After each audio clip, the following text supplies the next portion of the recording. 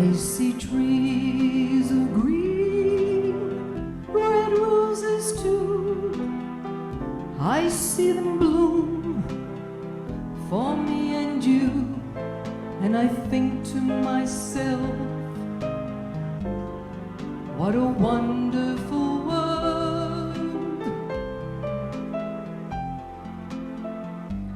I see skies of blue, clouds of white, the bright blessed day, the dark sacred night, and I think to myself, what a wonderful world.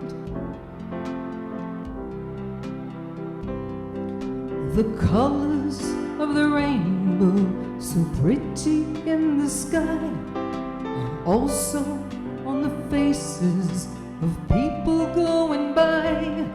I see friends shaking hands, saying, how do you do? They're really saying, I love you. I hear babies cry, I watch them grow. They'll learn much more than I'll ever know. And I think to myself, what a wonderful world. And I think to myself, what a wonderful world.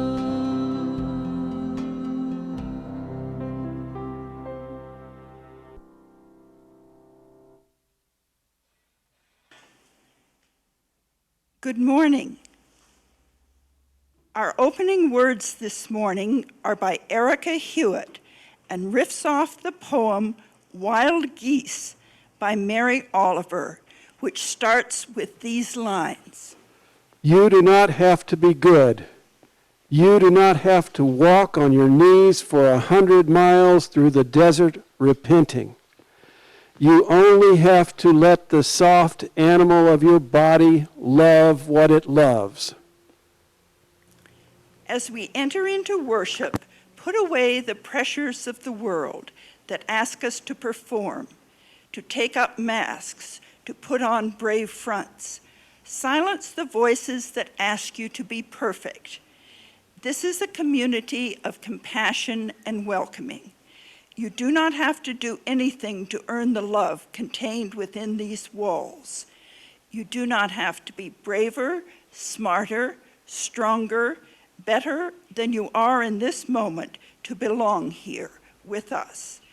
You only have to bring the gift of your body, no matter how able, your seeking mind, no matter how busy, your animal heart, no matter how broken. Bring all that you are and all that you love to this hour together. Let us worship together. And so I want to welcome you with live from Fellowship Hall. It's our LCUUF Sunday service. Our announcements were on a slideshow before the service. If you didn't see them, don't worry. Reverend Matt will post a link to them in his daily sharing.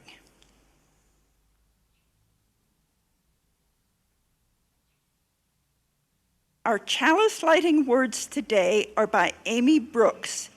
Even if the days grow shorter and our homes shrink smaller and our wicks burn lower and our will to endure flickers, we light this chalice to kindle a flame of warmth as a reminder of the connection that draws us in to a community that opens us up. In gratitude for the breath in our lungs and the love in our hearts, for the gift of this day alive. Please light your chalice. We kindle this light in celebration for the life that we share.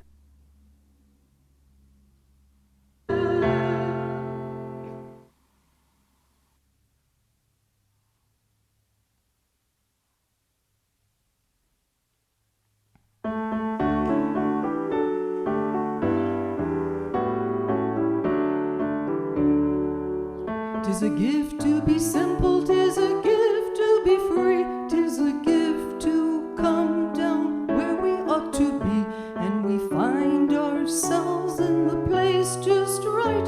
'Twill be in the valley of love and delight, when true simplicity is gained. To bow and to bend, we shan't be ashamed. To turn will be delight, till by turning we come around right.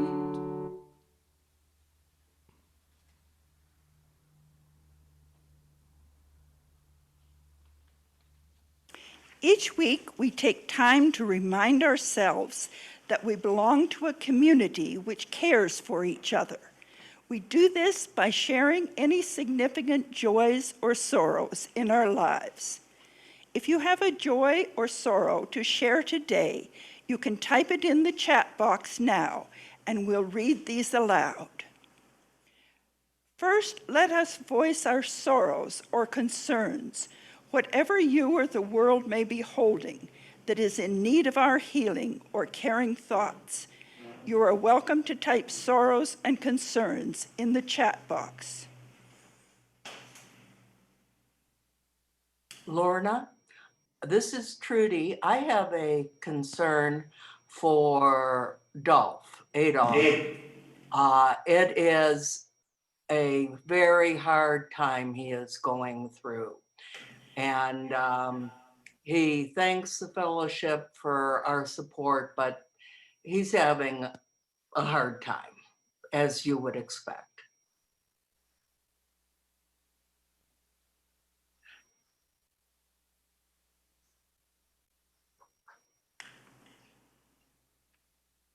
And I'm not seeing any other.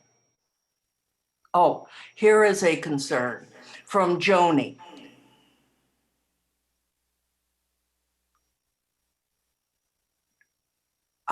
Not to be expressed, but felt deeply my concerns for family.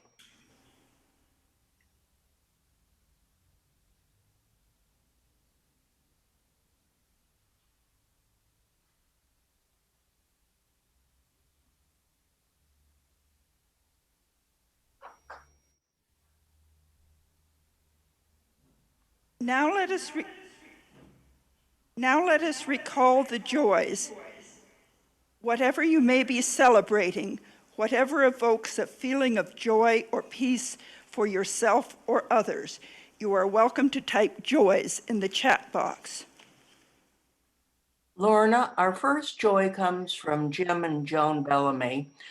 Joy that Linda is back in the studio with us. And I'll second that. What a difference it makes. It's wonderful. And then a joy from Paula.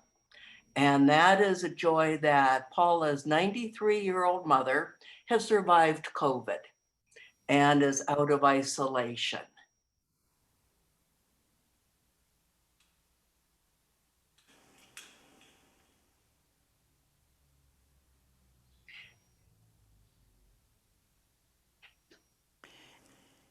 And this candle from our care team represents those sorrows that are too raw, too difficult for us to share aloud. So many of us have had losses, partners, children, grandchildren, losses that remain present with us every day. We will light this candle for all those unspoken sorrows.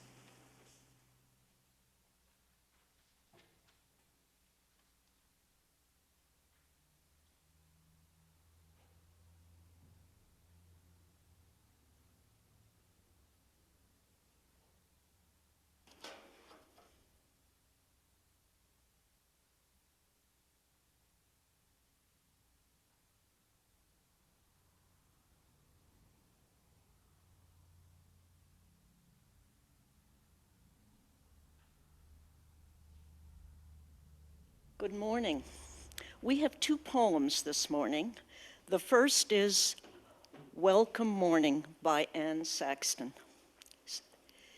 There is joy in all, in the hair I brush each morning, in the Canon towel newly washed that I rub my body with each morning, in the chapel of eggs I cook each morning, in the outcry from the kettle that heats my coffee each morning, in the spoon and the chair that cry, hello, hello, Anne, each morning, in the Godhead of the table that I set my silver plate upon each morning.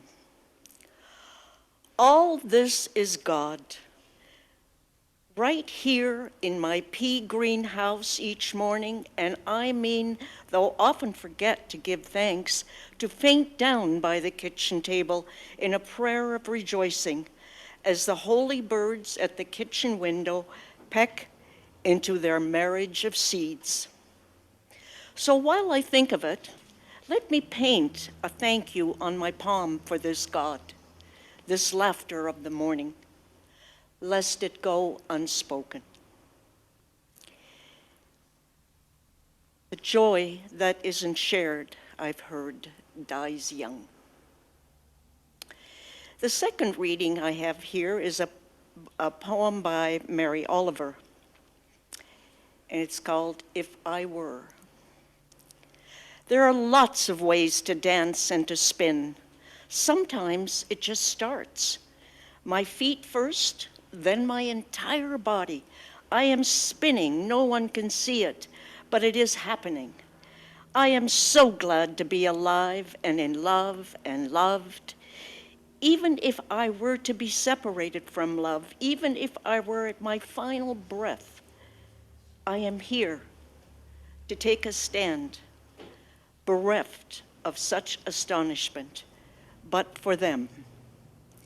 If I were Sufi for sure, I would be one of the spinning kind.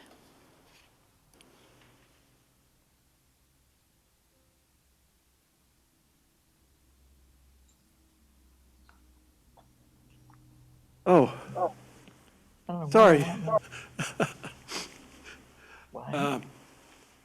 They Good mute morning. everything during the service.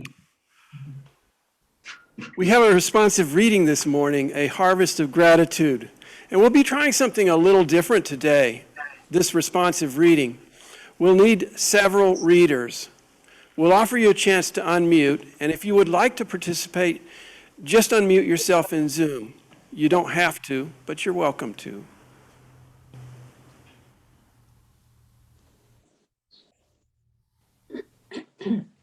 So our reading is by Percival Chubb, and it's called A Harvest of Gratitude. I'll read the black part and invite all of you to read the red part.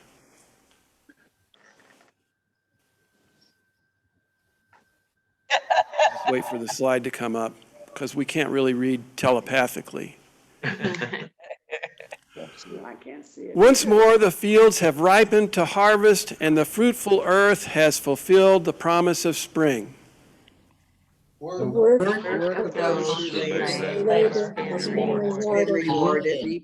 They have Sown, replanted, and How rich and beautiful is the bounty gathered, the golden grain and clustered corn, the grapes of purple and green.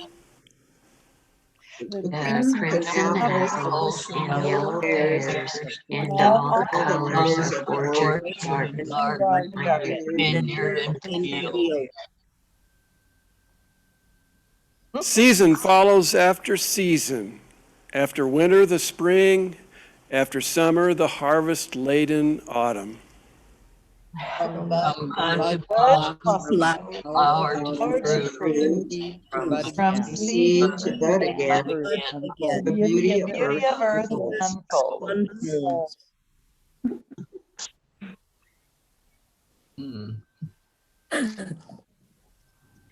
From the harvest of the soil, we are given occasion to garner a harvest of the mind and heart. A harvest of resolve to be careful stewards of all life's gifts and opportunities. A harvest of reverence for the wondrous power and life at work in things that grow and in the soul. A harvest Harvest of of gratitude for every good we enjoy. fellowship, and fellowship For for all all sustained sustained by earth Earth's beauty. Thank you.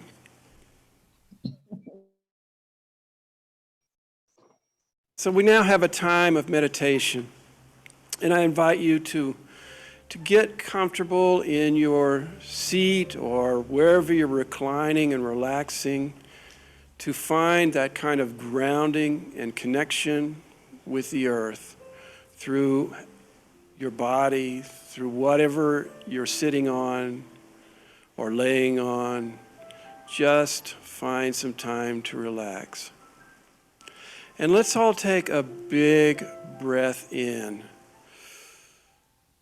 and then exhale and just sort of feel that breathing in your body.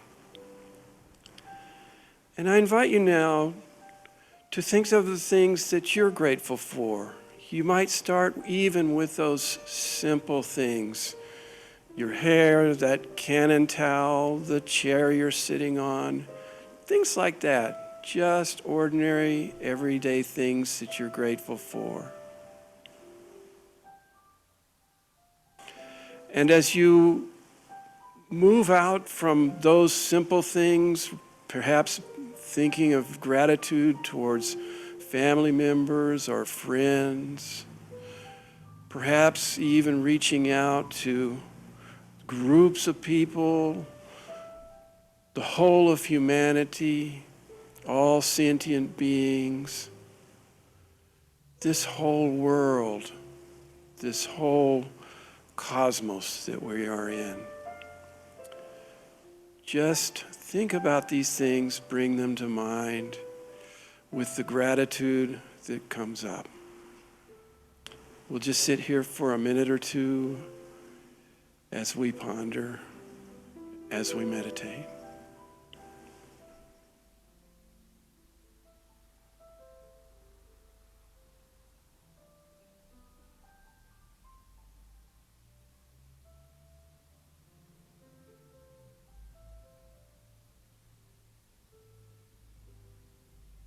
Blessed be.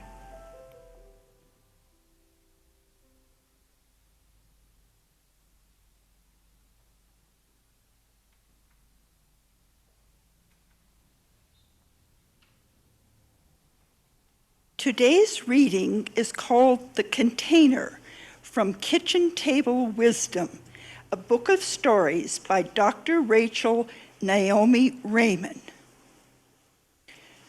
One of the angriest people I have ever worked with was with a young man with osteogenic sarcoma of the right leg. He had been a high school and college athlete, and until the time of his diagnosis, his life had been good. Beautiful women, fast cars, personal recognition. 2 weeks after his diagnosis, they had removed his right leg above the knee. This surgery, which saved his life, also ended his life. Playing ball was a thing of the past. He refused to return to school. He began to drink heavily, to use drugs, to alienate his former admirers and friends, and to have one automobile accident after another.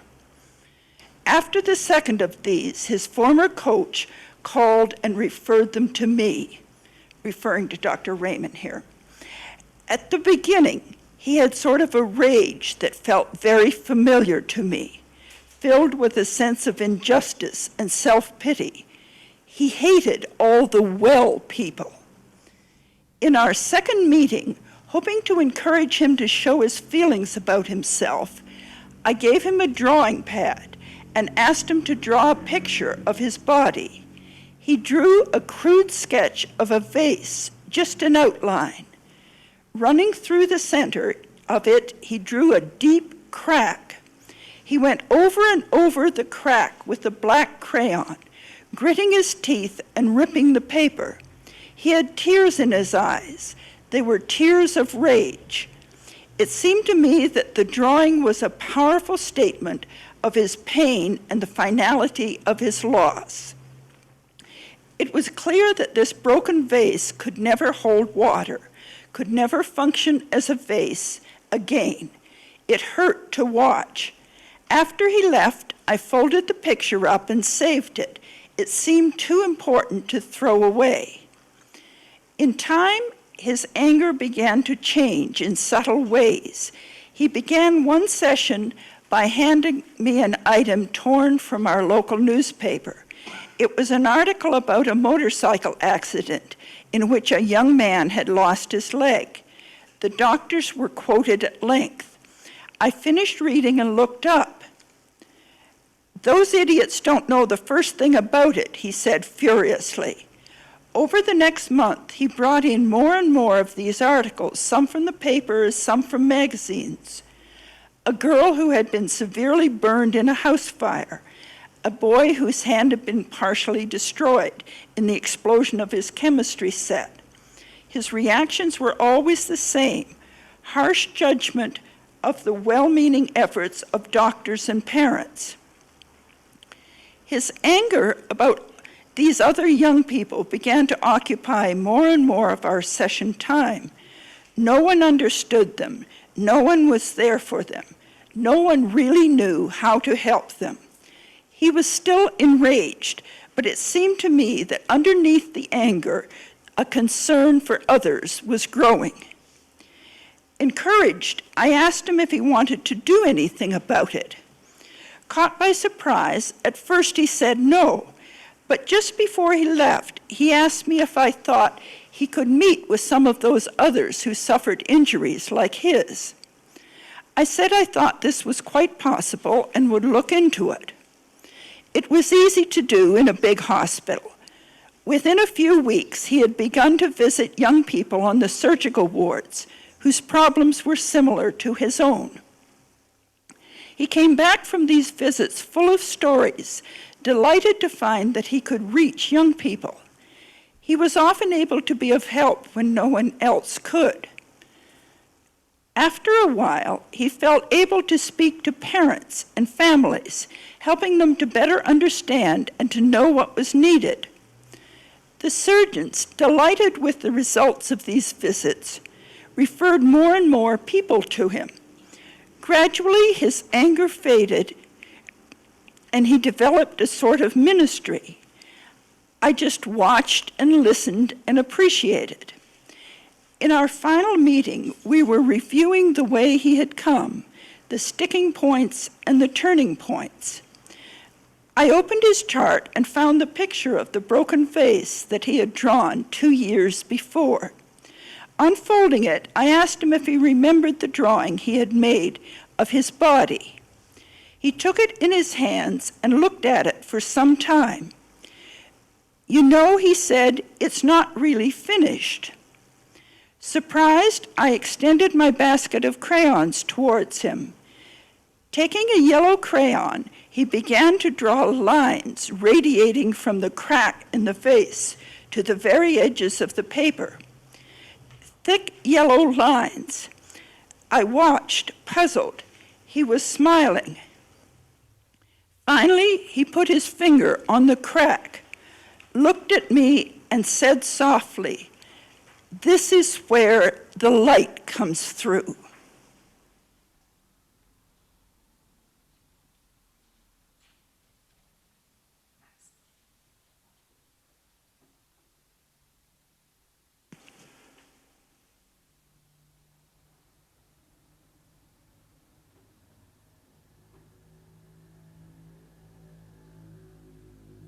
The title of this sermon, "There is a Crack in Everything," is from Leonard Cohen's song Anthem, which has this refrain: "Ring the bells that still can ring, forget your perfect offering. There is a crack in everything. That's how the light gets in." I read somewhere that Cohen was inspired by the story by Rachel Naomi Remen that we heard earlier. Dr. Remen is one of the pioneers of holistic or humanistic medicine, which attempts to treat both body and spirit together. Now, I've not been able to find that reference connecting Cohen and Remen again. This, I will tell you, is one of my frustrations in preparing sermons. I see something somewhere, it's amazing, it becomes the seed for a sermon, I begin writing, and then I can't relocate the original thing no matter how hard I try. So I'm not sure if there's a linkage between Cohen and Remen, but I like to believe there is. And I think that linkage is gratitude. Now, gratitude seems to come in different flavors. There's that sweet, gentle gratitude that Anne Sexton speaks to in her poem, Welcome Morning. There is joy in all. There, in the chapel of eggs I cook each morning, in the outcry from the kettle that heats my coffee each morning, in the spoon in the chair that cry, hello there, Anne, each morning. It's hard not to get swooped up into the resonance of joy that surrounds Anne in the morning. Hearing the words in that poem awakens your senses, and you can't help feeling grateful.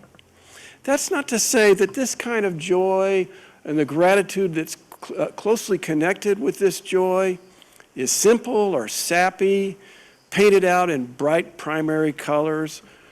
But it seems that way, doesn't it? We doubt that Anne's life is that well-ordered and uncomplicated, that she has to paint thank you on her hand to remember to say thanks. It's reassuring not to be the only one who is forgetful and who sometimes fails to say thanks, for the joy that isn't shared can die young. This week I read a column in the Washington Post by columnist Stephen Petro. He explored what it would be like after the pandemic when we are able to hit the button that says, resume life. He realized that what we should be doing now should not be seen as pushing the pause button. He recalled a time in his life when he did put his life on pause for a job, for a year, and he has reflected on that mistake since. About the pandemic, he writes, I have a recurring nightmare. The pandemic ends, and I wake up in 2022. He says, sorry, I'm not an optimist about when COVID-19 will vanish. I'm 2 years older. What happened?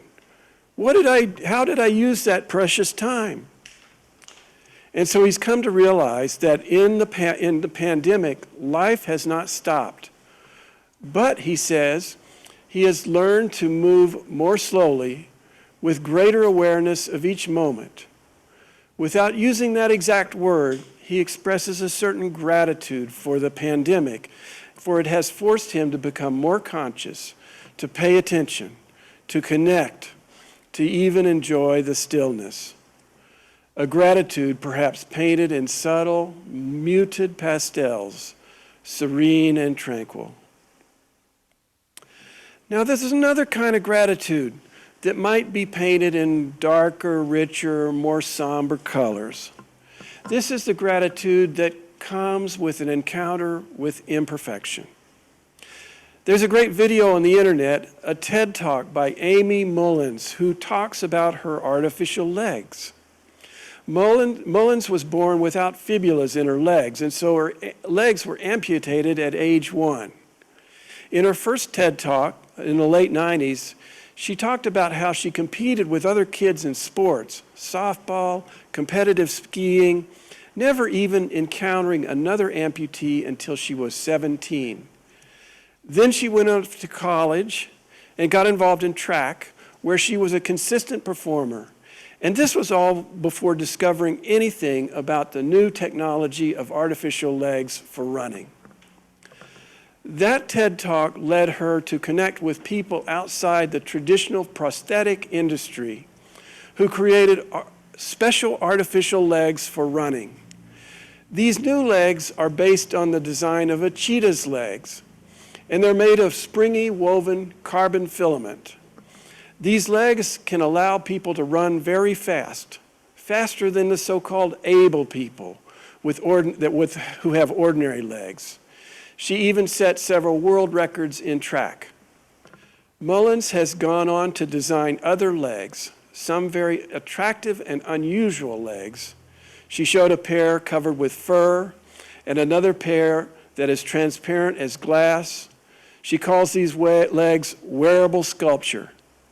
She notes that she can even change her height, saying, "Today, I'm 6'1". Isn't that fun? It's a little bit like wearing stilts on stilts, but I have an entirely new relationship to door jambs that I never expected I would ever have."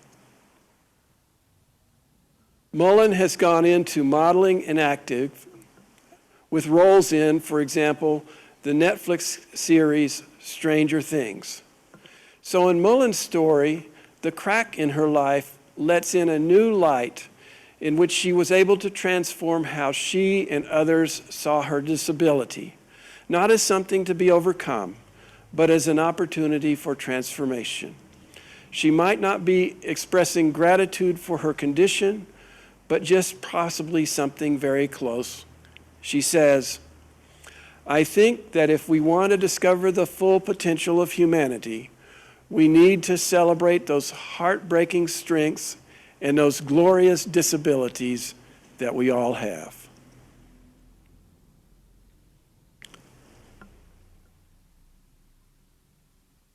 Yet there are those for whom the crack does not let in much light. Early in my ministry career, I worked as a chaplain in a hospital, mostly in the behavioral health unit. Many of the patients I worked with in that hospital dealt with depression or anxiety or other disorders. Most of them cycled through a variety of psychotropic drugs trying to find relief. A great many of them also coped with their illnesses through the use of alcohol or street drugs. I grieve for all those whose substances are the only way to cope. But some people do make it through. It's a difficult journey. I think of one patient who graduated from our program. We use that term rather than discharged, who talked about her mental illness and all of the complex issues and changes it caused in her life. Despite all of the upheaval, she told me this: "It's bizarre. You know, I wouldn't wish this on anyone, but I am thankful for my experience." In his Nobel Prize acceptance speech, Holocaust survivor Elie Wiesel said, "No one is as capable of gratitude as one who has emerged from the kingdom of the night. We know that every moment is a moment of grace, every hour an offering. And not to share them would to betray them. Our lives no longer belong to us alone. They belong to all those who need us desperately." Wiesel is telling us that gratitude begets generosity. We must share every moment of grace, every offering. It seems that gratitude and generosity are closely linked. Grateful people become generous people, and generous people become grateful people. When we are grateful, we become less attached to what is ours. Whether what we consider ours are things, or our gifts, or even the people around us. When we've traveled through our own kingdoms of the night, we realize that we do not possess all the things that we think we possess, and that this can be remarkably freeing. An example is this Hasidic story. Around the end of the 19th century, a tourist from the United States visited the famous Polish rabbi Hefes Hayim. He was astonished to see that the rabbi's home was just a simple room filled with books. The only furniture was a table and a bench. "Rabbi, where is your furniture?" asked the tourist. "Where is yours?" replied Hefes. "Mine? But I'm only a visitor here." "So am I," said the rabbi. We are all visitors in this world, And if we are wise, we learn to use our lives and the things we are given in service to those who desperately need us. Which leads me to talk a bit about financial generosity and this fellowship. Here at LCUUF and at Unitarian Universalist congregations in general, we've long used a model of simply asking people to be as generous as possible in their circumstances. We don't do things like charge dues or a set fee for activities or anything like that. We hope that during this time of the pledge campaign, you've had a chance to consider the nature of generosity in your life. A good friend in ministry, Reverend Vale Weller, wrote about her own situation. This was a few years ago. She said, "Last year, my husband lost his job. He didn't love his work, but it did provide our family with income that we used to cover our basic expenses. When he lost his job, we went into survival mode. I called the church and froze my pledge because I wasn't sure what was going to happen. But as the months went by and my partner began to create for himself a new direction, a much more healthy and life-affirming path is opening before him. He has been using this time to put his life in alignment with his overall values, a project that I support wholeheartedly." He and I talked a few months ago about our pledge. Our lives have never been richer, we realized. We had reprioritized our spending because we were forced to. And we wanted our church to be represented as one of those priorities. We decided that we would see what would happen if we tried to meet our original pledge amount, even though it was a stretch for us to make on both of our incomes. And so the last few months, we have been making large payments to the church to make up our pledged amount. And I feel great about this. When I look at my bank account and my checkbook, I feel as though my priorities are obvious. You should know that at our fellowship, too, you can freeze your pledge or even cancel it if you have a sudden change in your financial situation. But what I love about Vale's story is that she tells us that she feels great about the decision to meet her pledge in spite of their circumstances. That's how I felt when I've been generous with my money or my time for causes I value, like this fellowship and Unitarian Universalism. Albert Einstein speaks of giving and receiving in this way. He says, 100 times a day I remind myself that my inner and outer lives are based on the labors of other people, living and dead, and that I must exert myself in order to give in the same measure as I have received and am still receiving. 100 times a day, can we be reminded that by giving and receiving, we are woven into the web of life? 100 times a day, can we be reminded of our own unique place in the energetic order of the universe?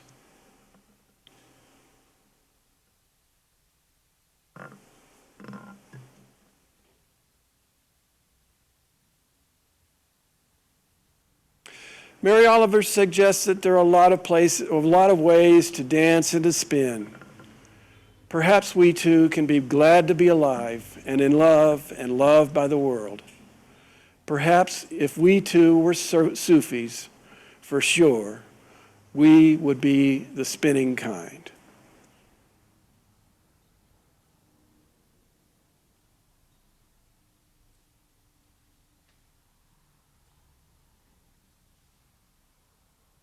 Today, we are celebrating the conclusion of a very successful pledge campaign. As of today, November 29th, we have received pledges totaling 765,650 Mexican pesos for the next fiscal year, February 1st, 2021 to January 31st, 2022. This represents 36 pledge units, A pledge unit is a single person or a couple who pledge together. The 36 pledge units represent 56 individuals. On behalf of the pledge team, Heidi McLennan, Dave Miller, Fred Kessling, Reverend Matt Alspaugh, and myself, I want to thank everyone for submitting their pledges and helping to support our fellowship for the upcoming year. Even though our pledge campaign has concluded, if you haven't made your pledge yet, we will still accept it.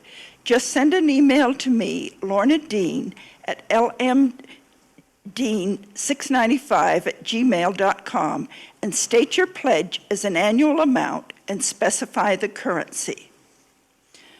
Thank you for a successful pledge campaign.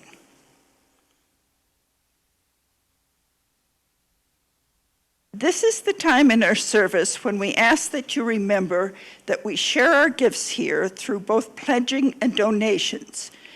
Even though we're not meeting in person now, our connections to each other and our contributions to the community continue. Instructions for payments to the fellowship are on the announcements before the service each week. And while you're considering your gifts to the fellowship, remember that each month LCUUF donates 5,000 pesos or more to an organization providing food aid in our lakeside community.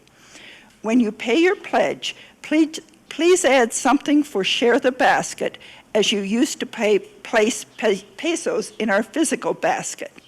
You can donate in the same way that you pay your pledge, but please donate Share the Basket separately or indicate what part of your donation is for Share the Basket. For November, our Share the Basket donation will go to Food Bank Lakeside, and I'm pleased to let you know that we've received just over 15,000 pesos this month to go to Food Bank Lakeside.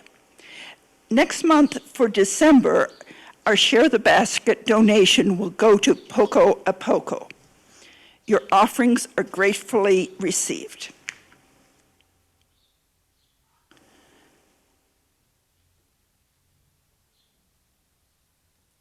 Let us extinguish our chalices with these words which we read together.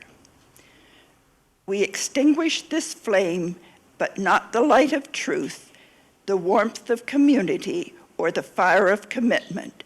These we keep in our hearts and share with all the world.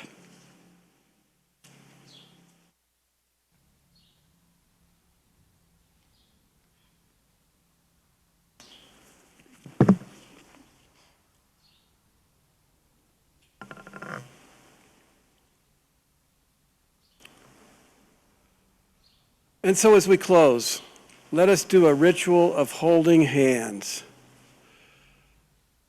It's a reminder of our connection with each other and everyone, and that universal connection with the world, with all the cosmos. And yeah, we got to get this just right. So I invite you to turn your camera on and select gallery view so you can see a lot of people.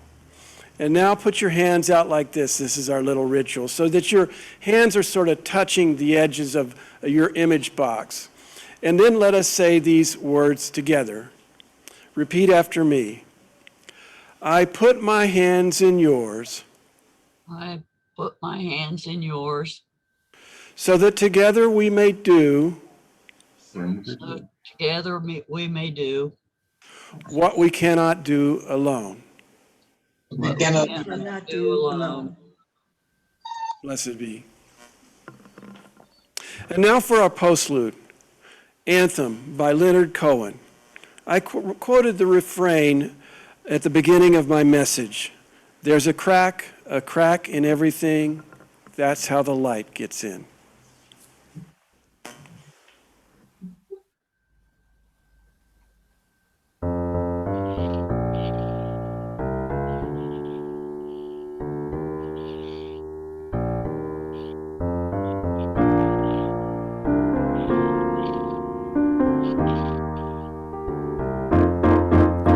The birds they sang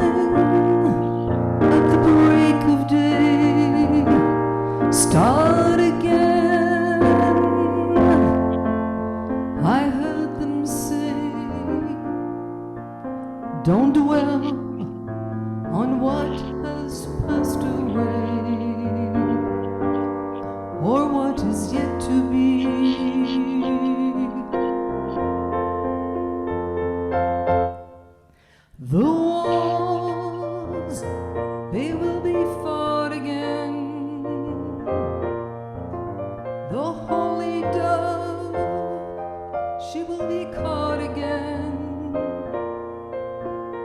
bought and sold and bought again. The dove is never free.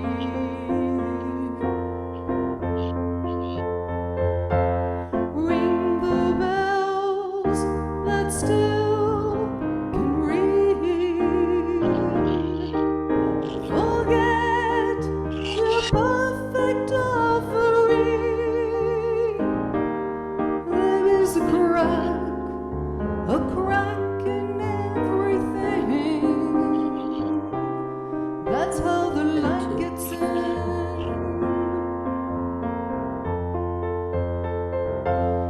You can add up the parts, but you won't have the sum.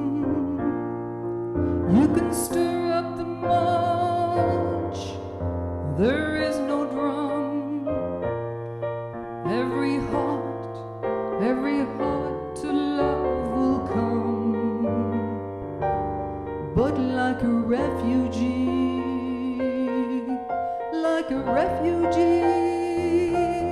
ring the bells that still can ring.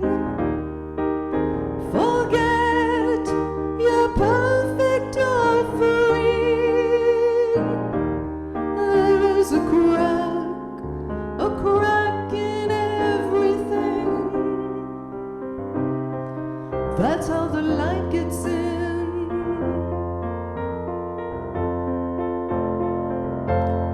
That's how the light gets in. The light gets in.